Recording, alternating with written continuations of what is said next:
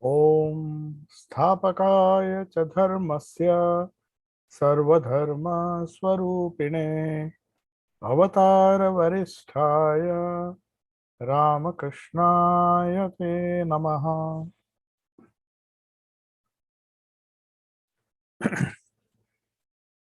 So, in our previous class, which serves as an introduction to the great master, the life of Sri Ramakrishna, as nicely written.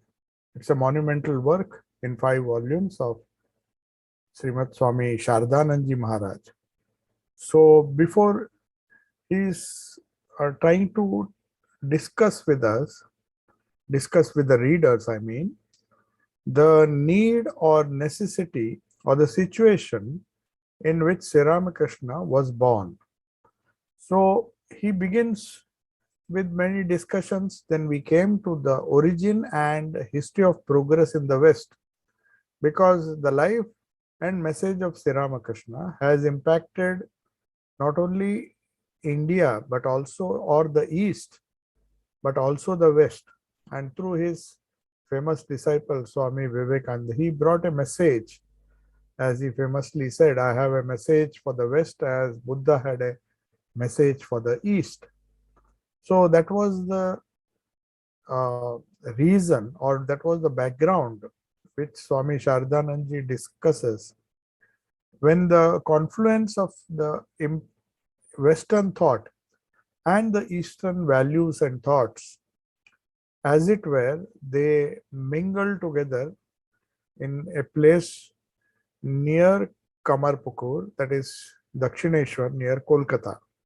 And it was there, though Sri Ramakrishna was born in Kamarpukur, a part of rural Bengal, in 1836, the very year in which Lord Macaulay tried to impose a new kind of education on the Indian subcontinent, trying to somehow replace the ancient Indian or the Eastern values which dealt with the glory of the spirit, the idea of the spirit, the idea of moral values, idea of dharma, and try to replace it with a new ideology which was based on materialism of the West, the science and technology, the development of science and technology in Europe, and its political and social repercussions, which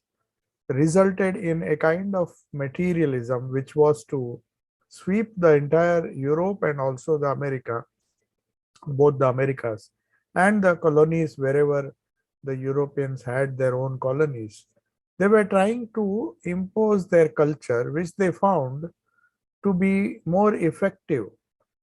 They were not only trying to undermine the religious ideas which had of the domination of Christianity and Islam in Europe, because these were the two major religions, and the modern scientific community felt that because of the dogmatic approach to of the followers of these religions, though the founders perhaps would not have intended to uh, do this kind of to have a dogmatic or a exclusive approach to spirituality, but because over the years some of the dogmatism, or you may say the exclusiveness, started dominating the political and the social environment of Europe,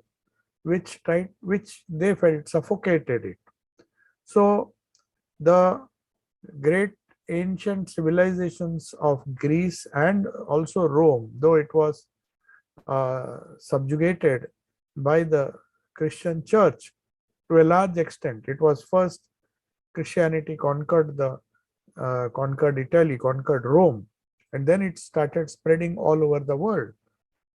But the great message, the universal message of Christ, the universal message of the prophet is often lost when it is mixed with politics and other social movements.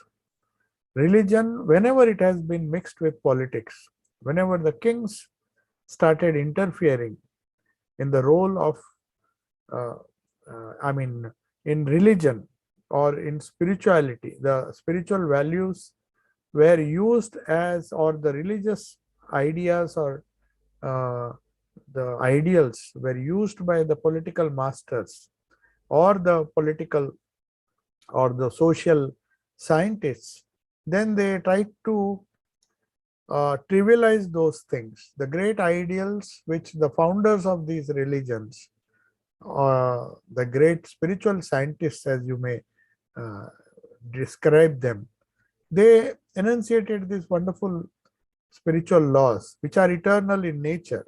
There's nothing wrong in them. They will always work for the welfare of humanity. But unfortunately, as time passes, these great spiritual values, these great spiritual ideals, they fall in the hands of politicians and other social scientists who twist them to suit their own selfish ends. And then there is a degradation of religion. It has happened in every country. It's not just Europe.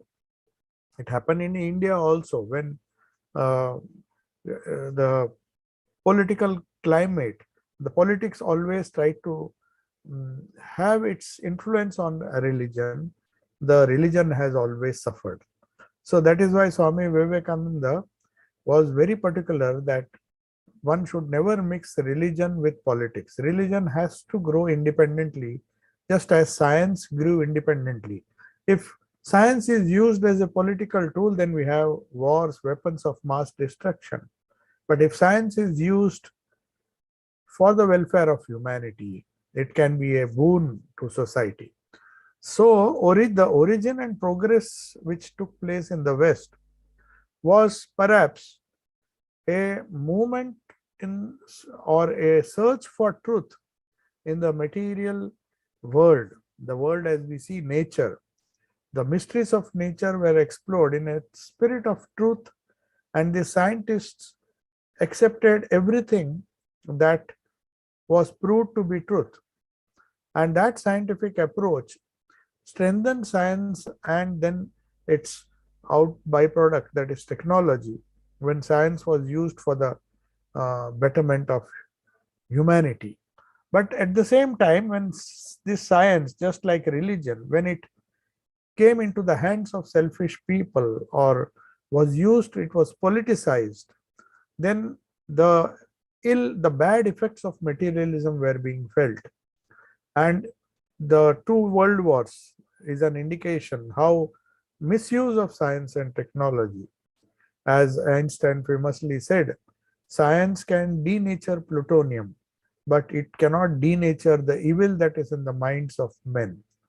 So it is the moral and spiritual values that normally suffer when materialism or some kind of materialism is used for to serve selfish political and social ends.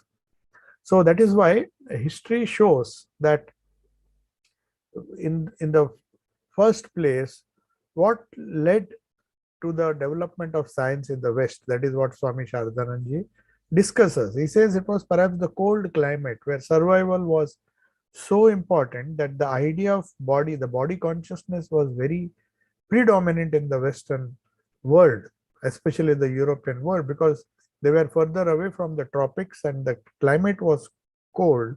So naturally, the survival of the body, the survival of the physical existence became a primary goal. So naturally, all the scientists, all the science that developed was to somehow make a person survive. And then to that was added politics and nationalism, the idea of nationalism, which was combined with selfishness, extreme nationalism, as we saw, which was the result of First World War and Second World War. So when man had satisfied his his material needs, whatever he needs to survive as a human being, then he started introspecting. And in the West also there were attempts made to find out if material needs, once it is satisfied, what next? Are there no higher values?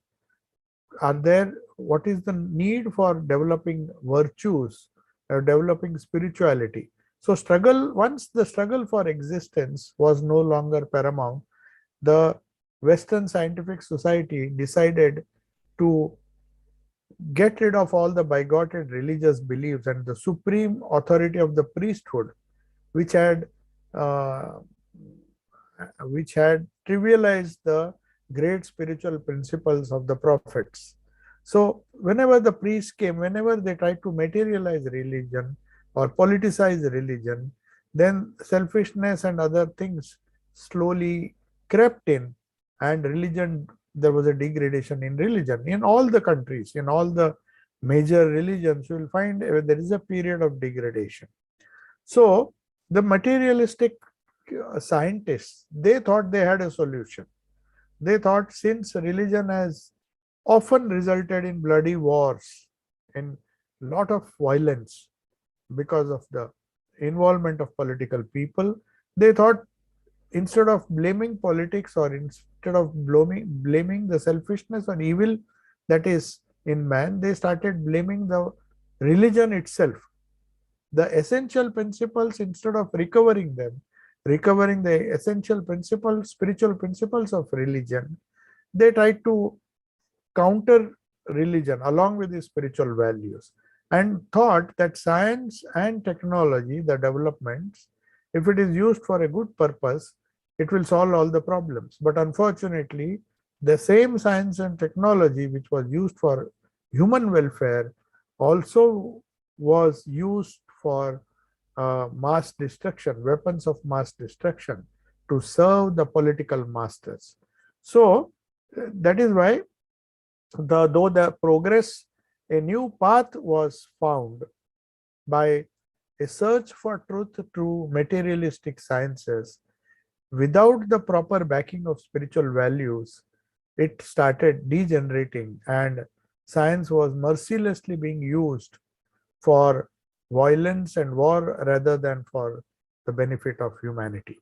So now another important topic which Swami Shardananji discusses, that what is the basic search into the human personality, into the science of, as we describe it in our Wednesday lecture, as Vedanta and the science of human possibilities.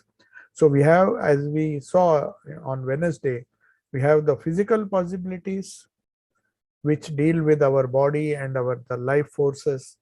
The medical sciences are there's so much progress made in medical sciences which deal with this aspect of the body and its various forces which are known as prana in Vedanta. So the Annamaya Kosha, the physical body, and the Pranamaya Kosha together was being studied. And over a period of, say, 200 years or even more, the Western scientists tried to explore one important aspect of the personality, which they thought was material, and that is the science of human consciousness. Everybody is conscious. As we saw the other day, according to Vedanta, everything is conscious.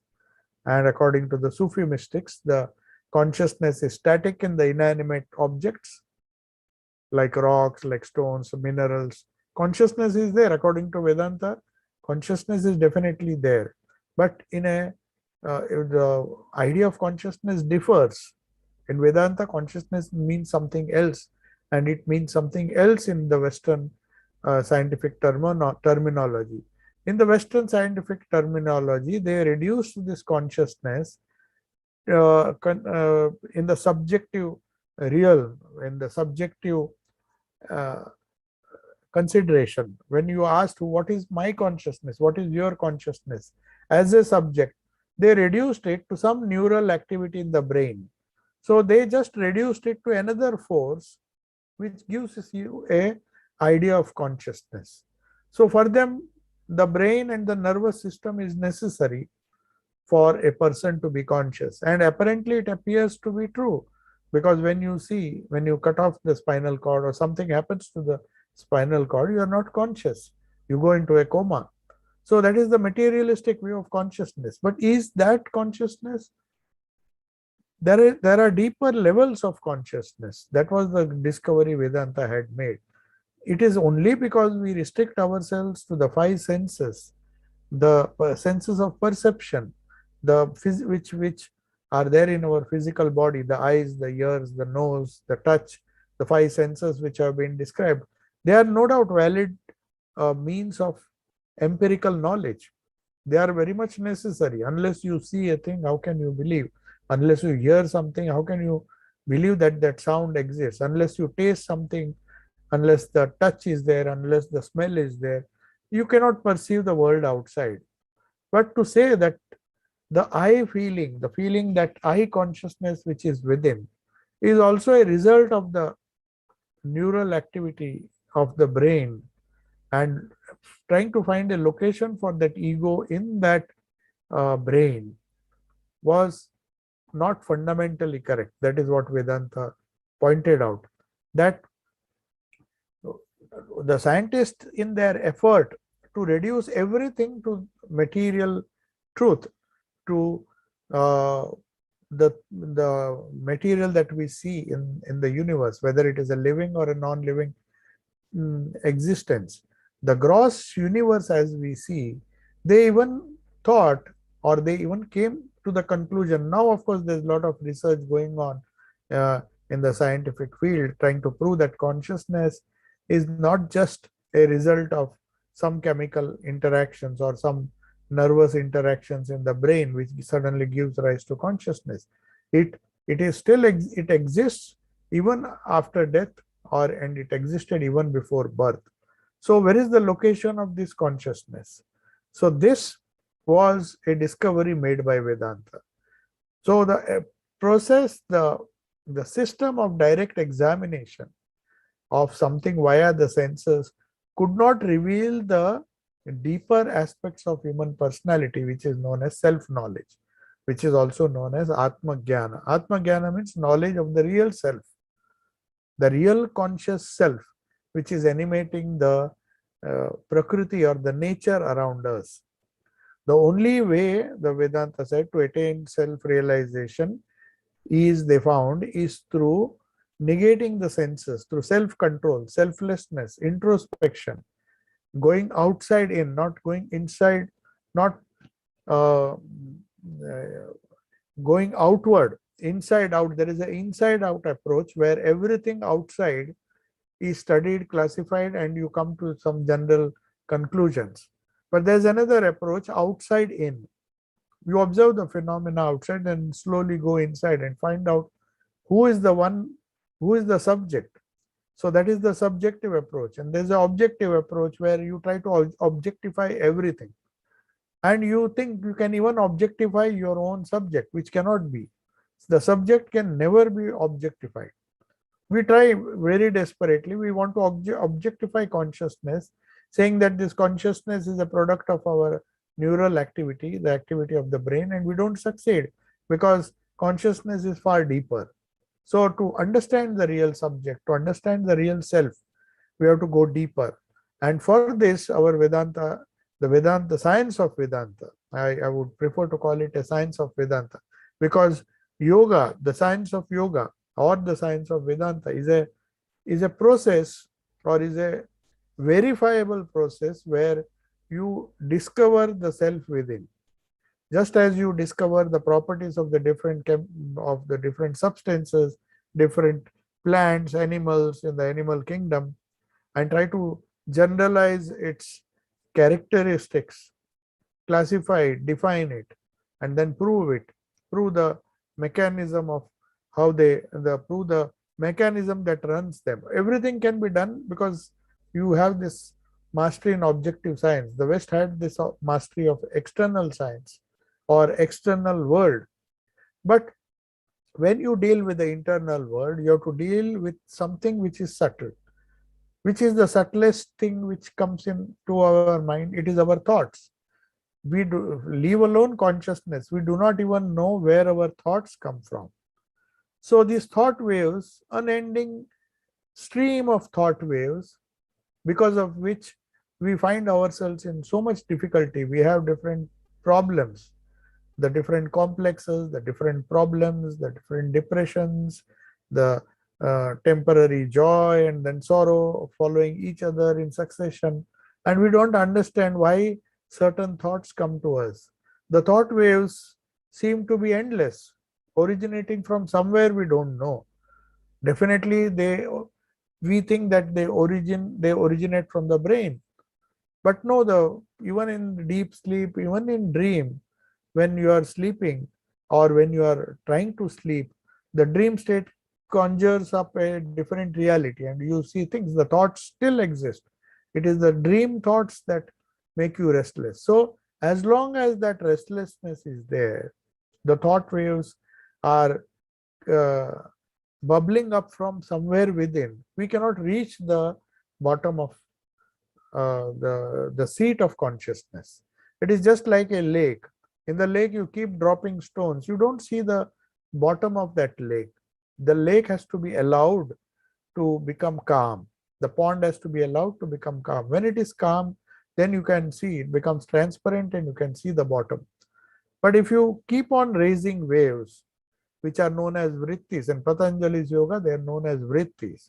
So constantly, if you disturb the surface of the water, then you can't see what is inside. Similarly, when you don't calm the mind, when you don't have absolute control over the thought waves, yoga chitta vritti nirodha. Chitta means the mind. The lake of the mind, it has to become calm. So naturally, the Eastern philosophy or philosophy of yoga and Vedanta tells us that to study internal nature, to study external nature, we have so many gadgets. We have microscopes, we have electron microscopes. To study space, we have telescopes. We have so many gadgets to study external nature. And that is why science was easy, because it's easy to study the subject than the object. When we study the object, the instruments that you use for studying the soul within or the self within is your own mind. Our mind is the instrument, and that higher mind is the instrument which studies the lower mind. The reactive mind, which is nothing but our restless mind, the reactive mind, which reacts to every situation outside.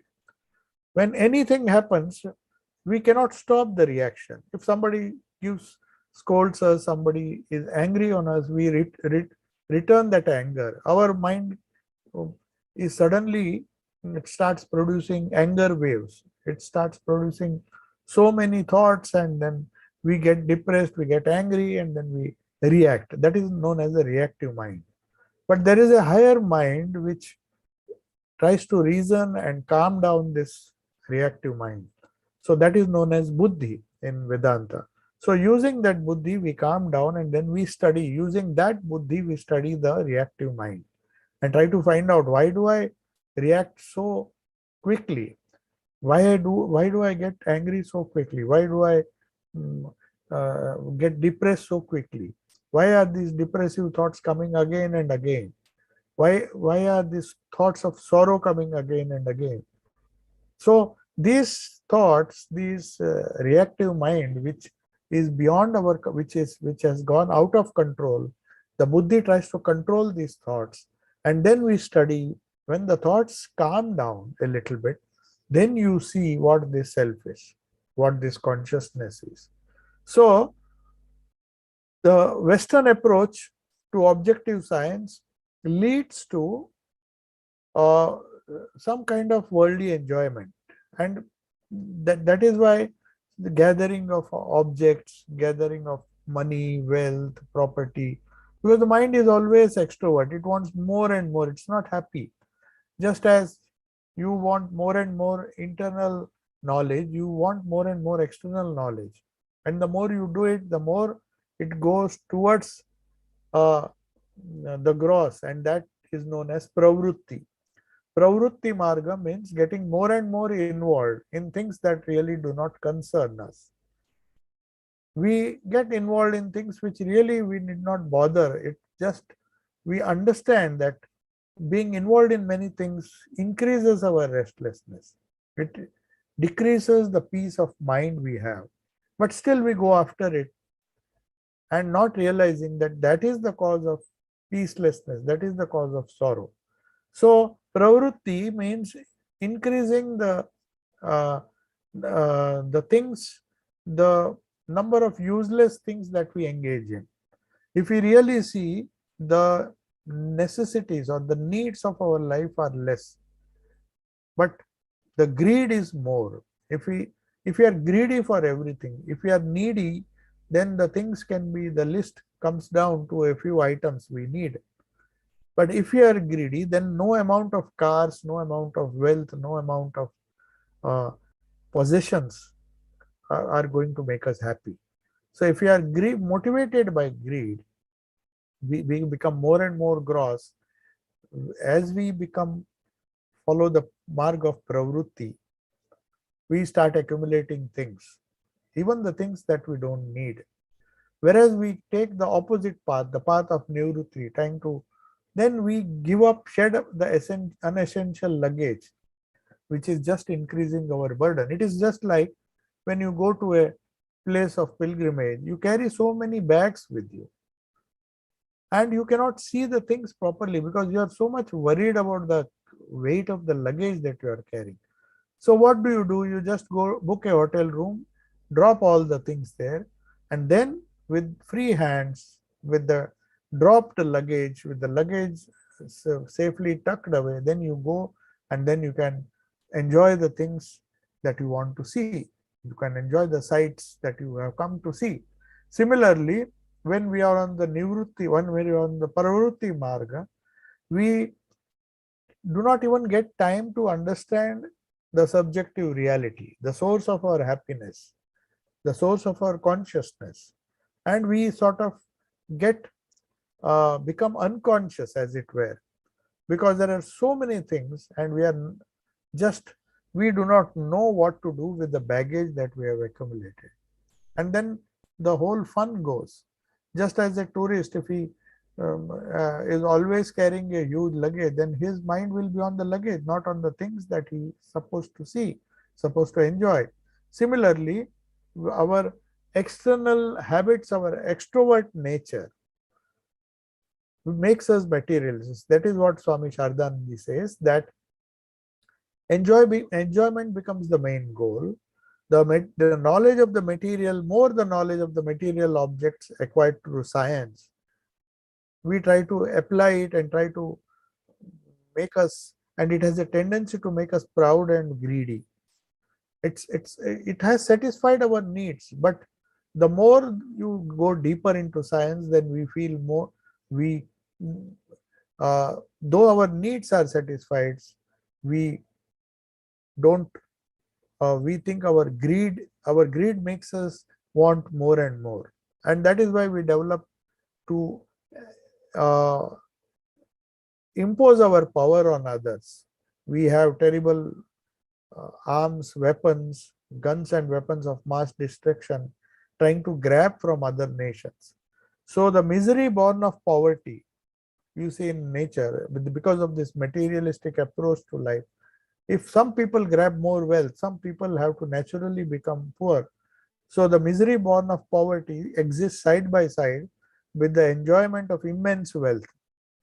Some people enjoy so much of wealth that they cannot even enjoy a small fraction of what they own. And on the other side, that greed results in many of the people whose needs are not fulfilled. So you can't have both the needs fulfilled. You can't have pravrutti as well as the nivrutti mark. Some balance has to be in our life, where we have to say that I had enough of pravrutti, my mind is getting restless. Let me balance the tendency to go out by balancing it with the tendency to go in. And that is what meditation, prayer, spirituality does. So this unquenchable thirst for wealth, occupation, or domination of other people, domination of or wealth over others, domination of power, the possession of power and trying to dominate over others, this is not just an individual phenomena, it inspires people. It becomes a national collective phenomena. And then one country dominates over the others. If a large number of people start becoming wealthy, they think that they have to preserve this wealth, and they don't care as long as they get their wealth. They don't care if the others are poor. So in spite of solving the man's problem, the solving the problems of need, science has not solved the problem of greed. But it's not true that all the Western efforts that were made was against this, uh, uh, I mean, was motivated by greed. So after some careful examination of the philosophy of life that they undertook in the name of science, they found that they cannot realize, they cannot get peace, they cannot realize the self within, they cannot get mental stability unless they go within. They also found that the more we try to grasp the reality of nature through our five senses, science may present to us a momentary glimpse of the wonderful creation, of the wonderful Prakriti, nature. But beyond a certain limit, we cannot dive deep into the reality of what the world is. So, just like we have different gods in Hinduism, some gods who are supposed to give you wealth. People pray to gods for many material needs. If you want money, we ignorantly pray to Lakshmi. They think Lakshmi is there to give you wealth, prosperity, enjoyment, and wealth. So science has created their own gods. Science has a god, and that has made the Western, they worshipped, the Western civilization in general worshipped the god which science put before them, the enjoyment and of prosperity, wealth, and power. So that is also a deity they are worshipping. They are worshipping wealth. The Western culture was taught to worship wealth, to worship power, to worship strength, and external greed motivated them to accumulate more and more. So science has solved problems for the few but created more problems for others. So science proved to be inadequate and created a void in the hearts of people. And somehow, in spite of all the wealth, in spite of so many things, the pandemics and other things are a grim reminder to us that even the most wealthiest of people, the wealth does not come to his rescue when things go wrong. So they feel the fear of death, the fear of loneliness, the fear of depression, and many things, the peacelessness that a man feels in spite of the wealth. He somehow is trying to understand why this peacelessness comes if I have so much of wealth. What makes me fearful? What makes me sorrowful? What makes me lose my peace? He feels utterly helpless. Though the external, through greed, the external needs are fulfilled more than what he wanted, more than what he really needs, and the greed has given him more than that. But somehow he vainly tries to search for some kind of peace. So, to summarize it, Swami Shardananji says, when studying the history of the West, one observes that the expansion of its civilization was based on the drive for enjoyment, on selfishness, and lack of faith in religion, because they saw only the dogmatic part of religion. They did not see the essential or the core of religion, which is spirituality. So, whoever wants to achieve the results, the material welfare, they somehow admire the West, and they say that if we follow the Western ideal, the materialistic ideal, then we will not only become prosperous in our individual life, but also in our collective life. So that is why some of the Asian nations, especially after the World War II, like Japan and some other Asian countries, they try to rebuild their society on the Western model. And then, but along with the benefits of Western civilization, of the scientific and technological advancements, they also imbibed, or they also took with them the problems of the materialistic civilization. And that is why there are so many suicides in some of the most prosperous countries. So if we follow, so what should be the goal? Swami Chardanji is engaging us in a discussion to not to criticize the Western civilization. If it is used for fulfilling man's needs, when he really, that's why Sri Ramakrishna is the guru of Swami Vivekananda once said, religion cannot be practiced or spirituality cannot be practiced on an empty stomach. So the needs are to be met. Man has to survive. The basic needs have to be fulfilled. But after that, he has to explore the other possibilities. The possibilities which human possibilities based on the true core, spiritual core which is there in every religion, including Vedanta, and which leads to the discovery of the consciousness, discovery of the self, the to study the study of the self, the study of the mind, and the study of the spirit within, which gives it lasting fulfillment and gives it peace. Because most of the prophets like Buddha, Christ, and the Vedic rishis, everybody said that by going within, they have discovered immortality. They have removed all fears, they have removed all ignorance, and have testified to the fact that that is the highest state that you can aspire for. So we need to examine this ideal. We just can't dismiss it because of our ignorance, knowing fully well that the the progress that is made in science and technology alone is not enough to make a person happy. We have to supplement it with something else. Though it is necessary to remove your hunger, to remove poverty, as Sri Ramakrishna said, you can't have religion on an empty stomach. But once the stomach is full, once your needs are fulfilled, you have to look for something else.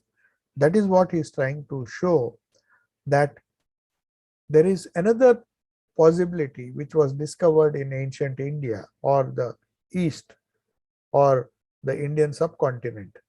The question arises, what was the discovery they made? And the question is also to be asked, one more question we have to ask, that was there any national life in India before it came in contact with the West? We all know that 200 years, 700 years of Islamic conquest or the Mughal rule, the Mughals came. They brought their ideology with them, whatever it is. Then the European nations came one after another, and finally English dominated, colonized India. And naturally, when a foreign power or a foreign civilization comes and occupies, politically occupies a nation, the values they believe in are also shared with the nation in which they have conquered. So was there a civilization, was there a culture which was different from that of the West in India before it came in contact with the West? After it came in contact with the West, the modern scientific spirit, which came as a blessing in disguise also, because Indian civilization also had its defects.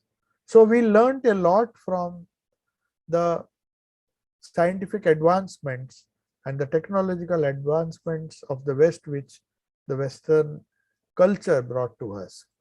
But if there was a national life, a particular kind of national life which was unique in India, nobody had defined it. It was left to the genius of Swami Vivekananda, and by getting the inspiration from his master, to define what Indian national life was. If you read Sister Nivedita, who was Swami Vivekananda's disciple, that is what we discuss in the Master as I Saw Him, which we discuss on Monday. It's a wonderful book trying to see from Western eyes what is it that we can get from the East. But to know what the East has to offer, we have to understand first, is there something, a national life in the East? India was made of so many small states and so many cultures, and it was a hotbed of different sects, competing with each other, quarreling with each other, and naturally people did not even believe that there was a national life. Every state was different. Every area, geographical area, followed different religions.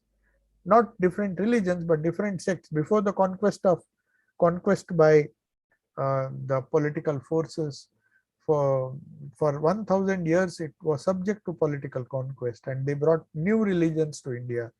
The Jewish religion came, the Christian religion came, the Islam also came, and everybody poured their quota of ideas. And then of course the scientists came. The Western scientific science and technology also came, and many universities started giving that kind of education. So whatever little national life existed before these foreign powers came, which existed in India, was not properly articulated. People were confused, so they took to these Western ideals. Some kind of synthesis was accepted, and people took ideals from these different religions, because Indians always were a seeking nation. It always sought knowledge. If the Jews came, it got something from the Jews. If the Christians came, we borrowed some ideas from the Christians. That is how this Brahmo Samaj and reform movements came. They also borrowed from Islam and the Sufi Islam. All these religious movements which you see in India, the new reform movements that you see, is a synthesis of these ideals.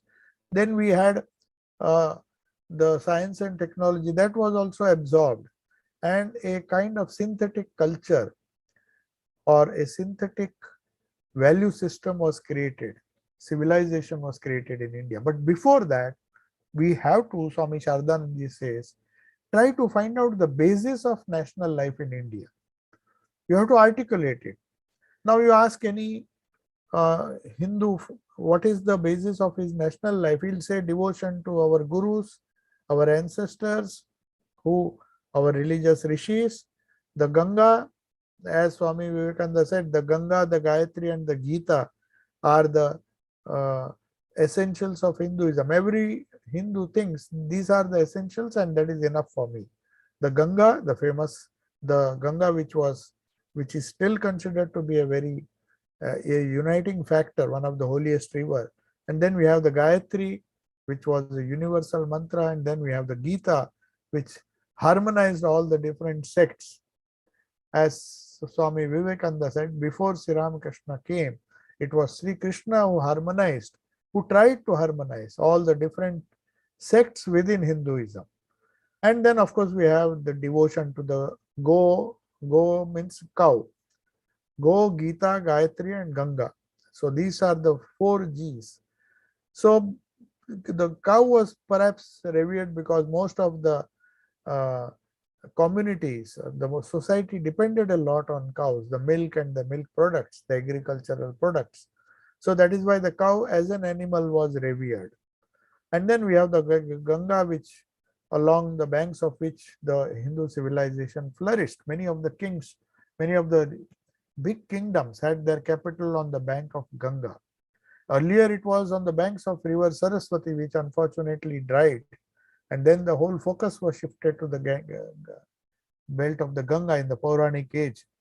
So Ganga became very important. The Gayatri mantra, which is the representation of the entire Vedic literature, the essence of Vedic literature, as Swami Vivekananda said, the Gayatri is the essence of Vedas, and Om is the essence of Gayatri. So these things, apart from these things which unified all the Hindus, every Hindu believed in the Gita, whichever sect he belonged to. Every Hindu accepted the Vedas, that is, accepted the Gayatri. Every Hindu considered the Ganga to be holy, sacred, and their Guru, the tradition, everybody respected and the Guru tradition. So these are the 4 Gs, you can say, which united India. And then the spiritual ideas of Ramayana, Mahabharata, and all the other texts, which not only gave the core of religion, the idea of mukti, but also taught us dharma, the moral values. The Ramayana and the Mahabharata are a grim reminder to all, it was a grim reminder to every citizen of India to show what greed does, what excessive materialism, what excessive desire for power does. So all the characters of the Mahabharata, if you see, even the evil characters, uh, the it is a representation of the entire human nature, and it shows that how a man comes to grief if he cannot control his greed, his desire for power, desire for wealth. So these were the dharma granthas as they were known. Dharma granthas are supposed to tell you what is right, what is wrong, the moral values. So dharma according to Vedanta is that which takes you towards moksha or true freedom, freedom from the gross. So nivrutti marga. So these two concepts are very, very important. The core of Indian national life is based on nivrutti. Renunciation and service are our national ideals. Swami Vivekananda summarized it, and even Nivedita in her Footfalls of Indian History and the uh, Cradle Tales of Hinduism. In that, she has brought out this fact so nicely. Of course, she got these ideas from her Guru Swami Vivekananda, who said, renunciation and service are our national ideal. You hold on to that, that is the core of our national life, then nothing can harm you. The moment we left it, the day we started giving up this Nivrutti Marga, then all the problems started. If the country gives up its national ideals, according to Swamiji, the life force, the national ideal, as Swami Vivekananda described it, and Shardananji clarifies that. So, religious ideas, spiritual ideas of mukti and the nivrutti marga, which says that just focus on your needs, not on your greed. If you do that, you follow the pravrutti marga, because they knew the texts of Ramayana and Mahabharata teach you that people who follow the pravrutti marga ultimately have to suffer. So someday or the other, either you have a balance. The dharma did not tell them that you have to give up the pravrutti marga. Then how can prosperity, artha and kama, the generation of wealth and the fulfillment of material desires, they were also considered to be valid ideals to strive for, but it has to be regulated by dharma. So what does dharma teach? Dharma teaches is that when your needs are fulfilled, don't fall a prey to the greed. Control your greed. After doing a little of pravrutti, you have to balance it with nivrutti. Go inward. Nivrutti means going towards the center, going towards the soul, going towards mukti, going towards true freedom. And pravrutti means going towards more and more bondage. So we should have a very clear idea. The Hindu religious ideal or the ancient India very clearly said that if you neglect nivrutti, if you neglect some kind of renunciation, some kind of self-control in your life, and go after the material world as the Western materialism inspired people to do. Not that every Westerner was materialistic, many of them followed the Nivrutti Marg. They lived simple lives. The proverb which is said, simple living and high thinking. There were philosophers, there were Aristotle, Plato, and all these great thinkers who knew the uselessness of too much of pravrutti. So they followed in their own way the path of nivrutti, the path of introspection. The path of introspection which tries to find out a true meaning in life. So that was absolutely essential. And following that path, the religious ideals that were developed and practices, the yoga, the Vedanta, and all these practices, no doubt they are numerous.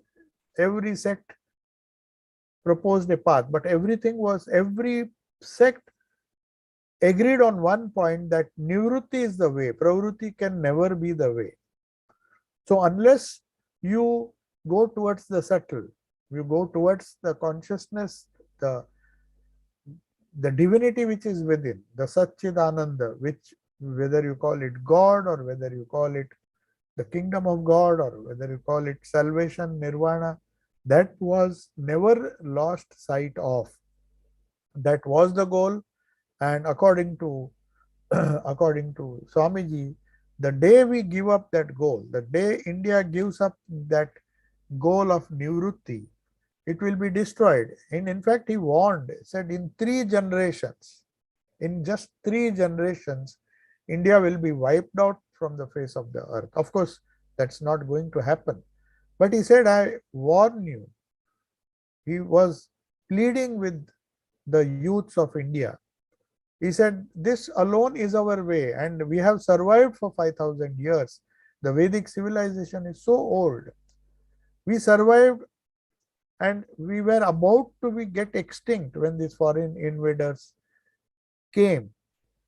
If we had followed their Western ideals and if we had just accepted the Pravrutti Marga, and if there was not a balance in society with a large number of people following the Nivrutti Marga, then Indian society, the national life would have collapsed and India would have been conquered. So that is why Swamiji says India will survive only if it holds on to its national ideals. And the reason why he said this was that the Western world needs, they have contributed their part. They have contributed the excellence in science and technology, which can solve the problem of need, the poverty, the needs which enable humankind to survive. But after that, we need to supplement it with ancient values. So this combination is what Swami Shardanji says. Once you find the basis of national life in ancient India, then you can evaluate. But he also added that because we give a lot of importance to nivrutti in the ancient ages, pravrutti was neglected. It's not that nivrutti alone is enough. We need pravrutti to feed empty stomachs, to feed the hungry stomachs. We need some kind of wealth generation. That is what Swamiji said. He told Indians that the grapes are always sour. Just because you could not get access to science and technology, don't relax. Try to get it. Try to get modern education.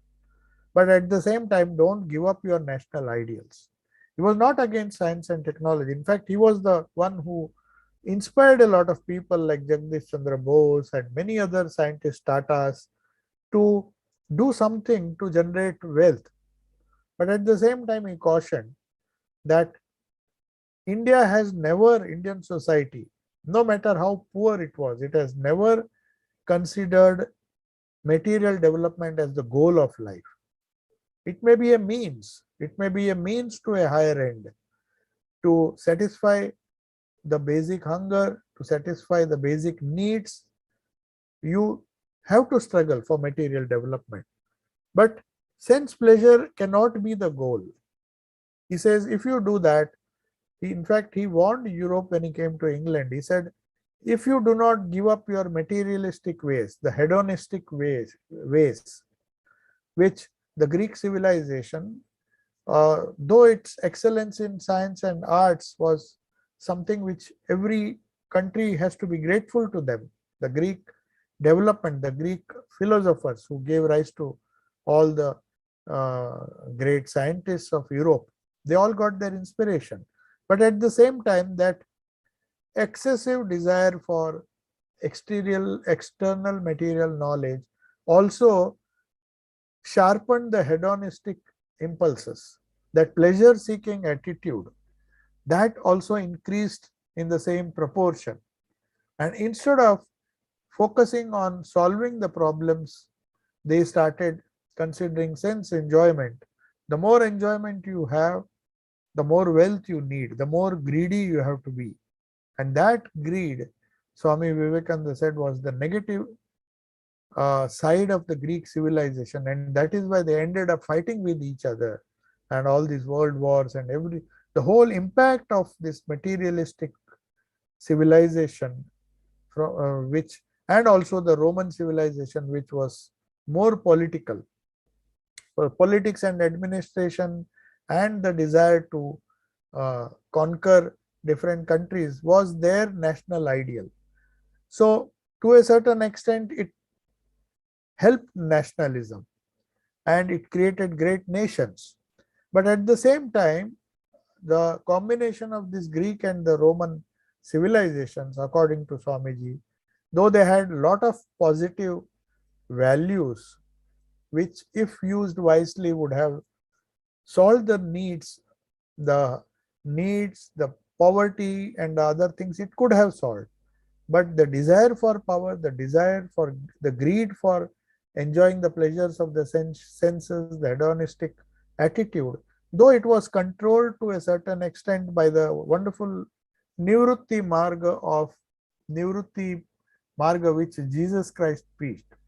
That's why when the the impact of Christ and his apostles, it tried to solve the problems because it was a message of renunciation, the oriental message of Nivrutti, which Jesus Christ said. And he was one who said, and if the Western nations had listened to Jesus Christ, they would not have suffered. He said, God and mammon cannot be followed at the same time.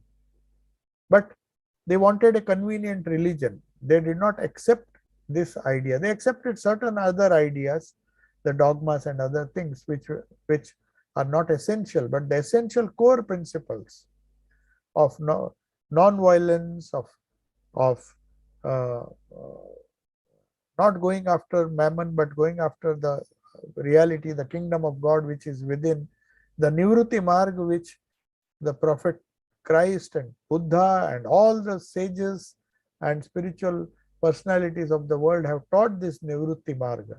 But because the Western civilization, the Western thought currents were materialistic, they did not accept this inward journey which Jesus Christ, Buddha, and all the uh, great spiritual scientists suggested. And they gave up this Nivrutti. And Swami Vivekananda said that Europe is sitting on the edge of a volcano, and it is only the spirituality that can save. The spirituality of Christ, the spirituality of true spirituality of the core of Buddhism, the core of Hinduism, the core of all religions in the world, which tell you that Nivrutti is the only goal, salvation, nirvana or moksha is the only goal. If that message had been accepted, then these two world wars would not have taken place. He said this in 1900 when he was traveling through Europe, that Europe is the volcano is going to erupt. It is on the top of a volcano, the whole of European civilization. And unless it uh, counters this with an infusion of spirituality or an infusion of nivrutti, it will burst and then destroy itself. So two world wars are a grim reminder to us that unless we mend ourselves, unless we combine the best elements of the West, the Greek and the Roman civilization, and the best elements of the Eastern civilization, which is Nivrutti, combine Pravrutti with Nivrutti, Pravrutti only to satisfy our needs and Nivrutti to control it. Otherwise, disasters will happen and man will suffer. So let us see if there are some questions. We are running out of time. Yes. You can just ask questions, or if you want to ask, I can enable your audio and video. You can unmute yourselves and ask questions, or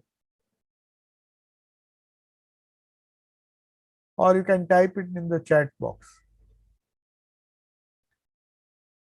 We can have a few questions. Yes.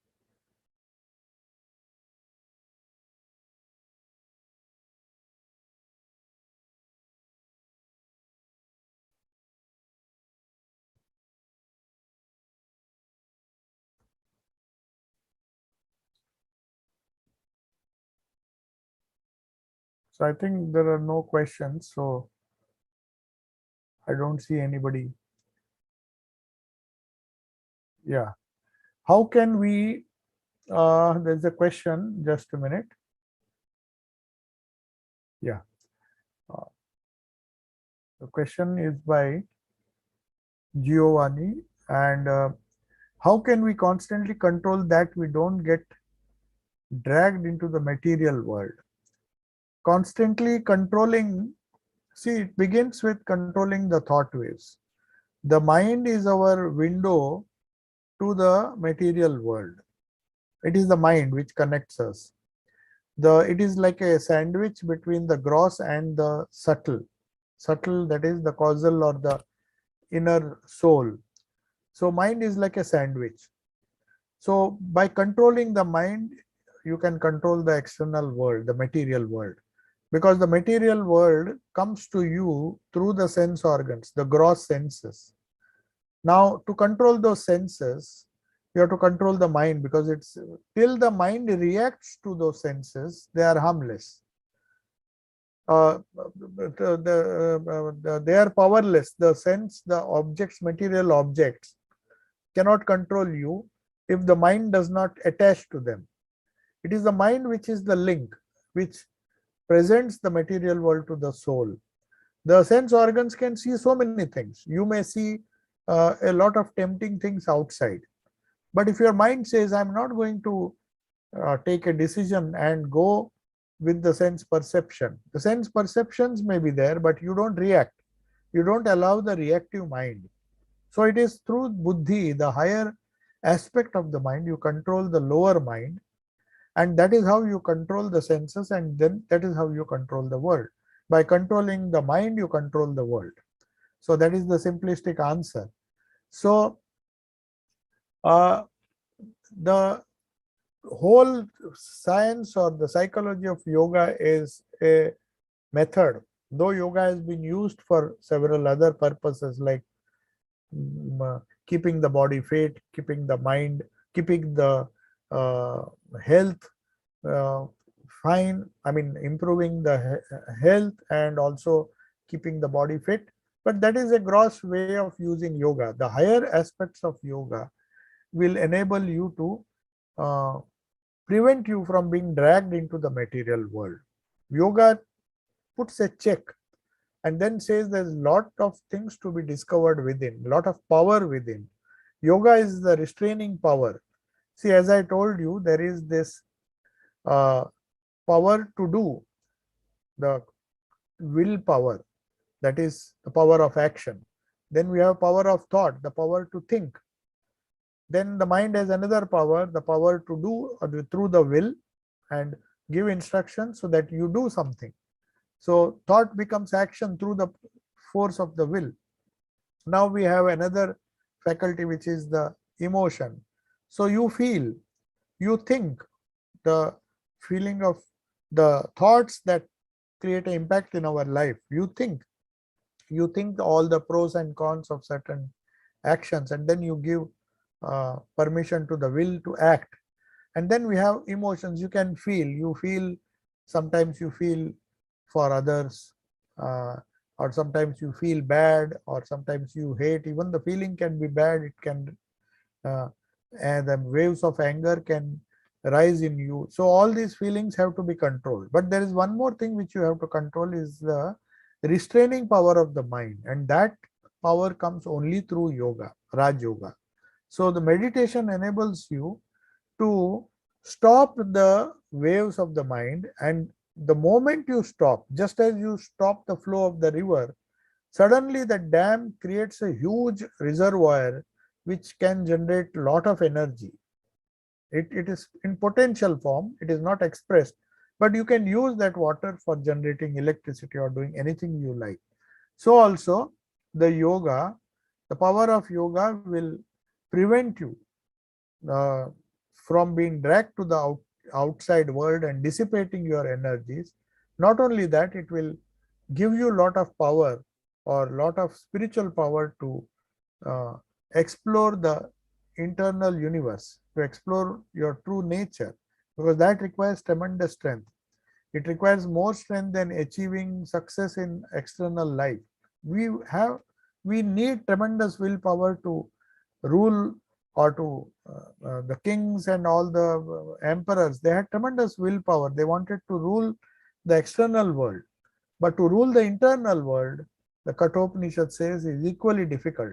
We require the same kind of, or even more strength to restrain our thoughts than to give expression to our thoughts.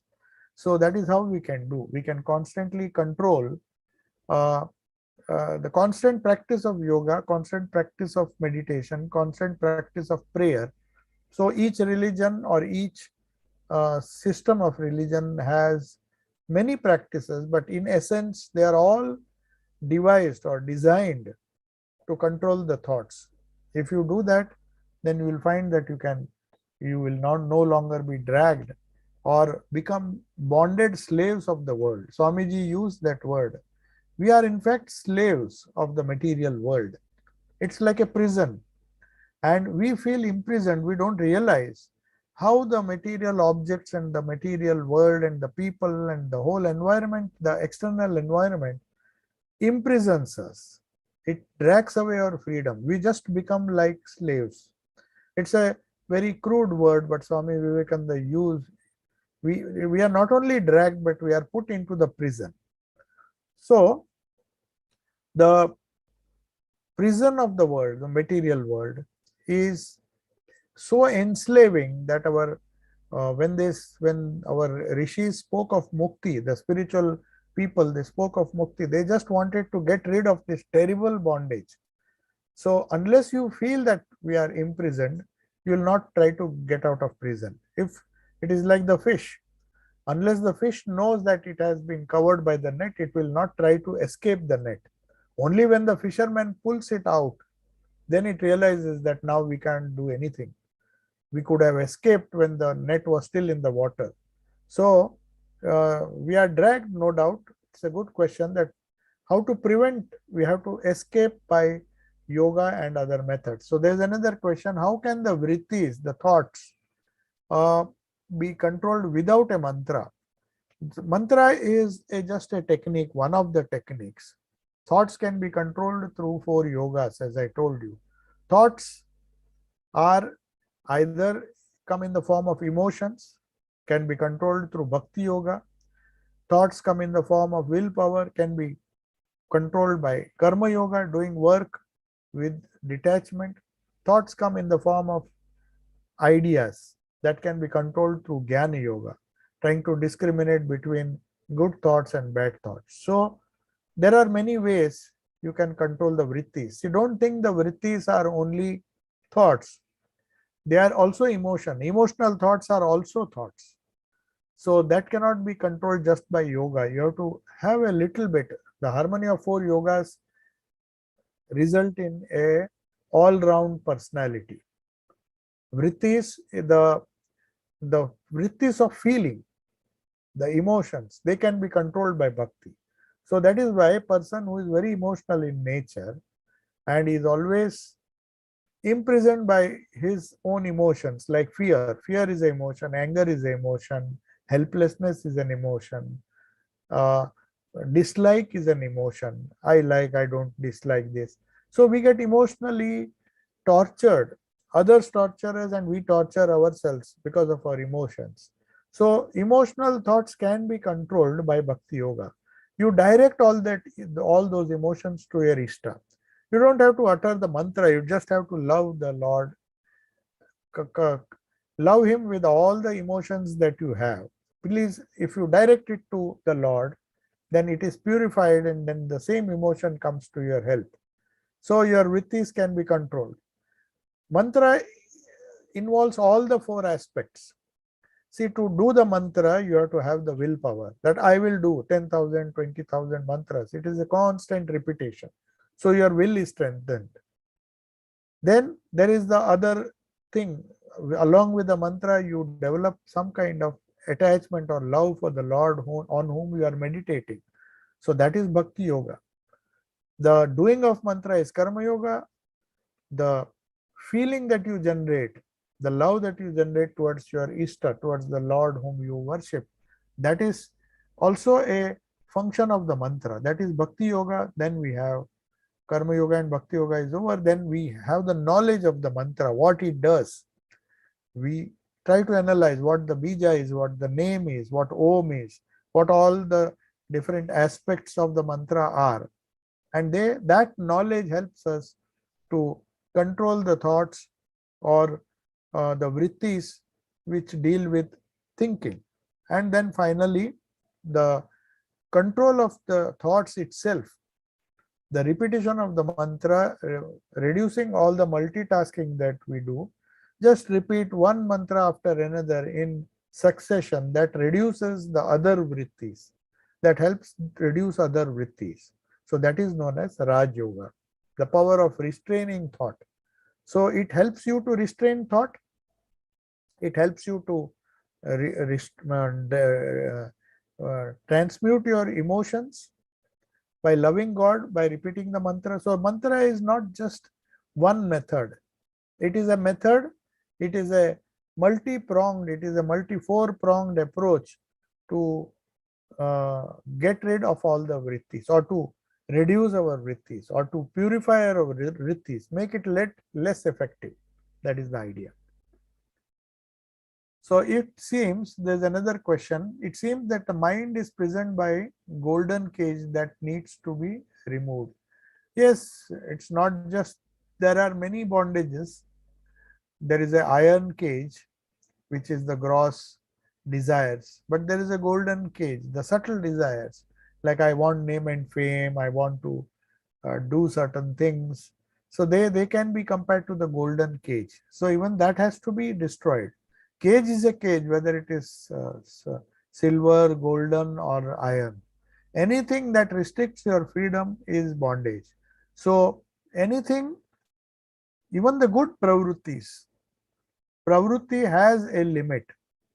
If your pravritti is good, if you are going toward, then it is a golden cage. If your pravritti is little less, it can be compared to a silver cage. But if it is very gross pravritti, a very absolutely selfish and greedy desire to grab things, then it is an iron cage. So cage is there, the prison is always there. So only nivrutti is the means that we use to get out of that cage, that prison.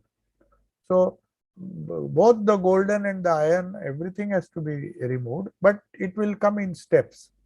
At least the golden cage is easy to break. The iron cage is much more strong, the steel cage. So the gross desires have to be given up first, then you come to the subtle, then we come to the causal, and then finally when all the samskaras which imprison you and to the world, they are destroyed, then you realize the true freedom by realizing the Ishta, by understanding who the Ishta is, because the Ishta is free. When we meditate on a free avatara who got that freedom in life, we also get freedom. Directly or indirectly, we reach that state. So I'll take your leave.